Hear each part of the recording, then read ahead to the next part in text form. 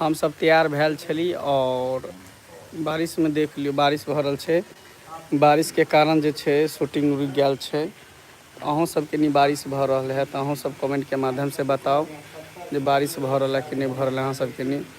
तो देख लियो इधर हम सब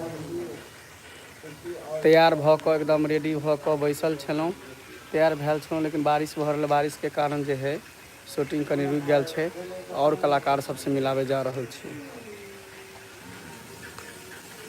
तो देख लियो हमर कलाकार सबके बारिश के कारण जे है दरोगा एसपी बैसल छै, देख सकै छी अहाँ सब।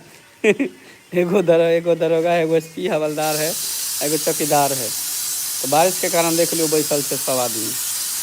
यहाँ सब बस प्यारा देख लियो शुभम जी और कमलेश जी दोनों गोटा इंतजार में, यानी कृष्णा जी और बुधनी जी सब गोटा बारिश के इंतजार कर रहल छै जे कखनी बारिश छूटतै। वह छूटे के इंतजार कर रहल छै जे कखनी बारिश छूटतै तो हम सब शूटिंग शुरू करबै। एगो भुटिया जी कहाँ गेलै? भुटिया जी घर में छथिन। भुटिया जी कहाँ है? देखिए भुटिया जी अपना जे लवर से बतिया रहल, जखने टाइम मिलत कि इंस्टाग्राम पर बुझियो अपना लवर सबके मैसेज करैत रहत।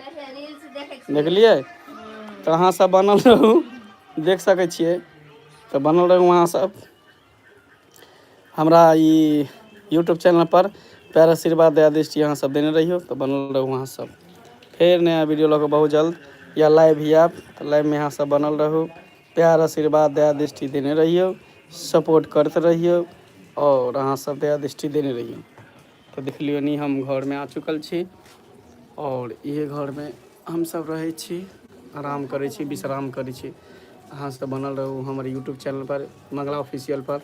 अगर पेज अथी यूट्यूब चैनल के सब्सक्राइब नहीं करे तो अहाँ सब सब्सक्राइब करूँ, वीडियो के लाइक करूँ, कमेंट करूँ और ज़्यादा से ज़्यादा अहाँ सब शेयर करूँ। तो बनल रहू हमार यूट्यूब चैनल पर।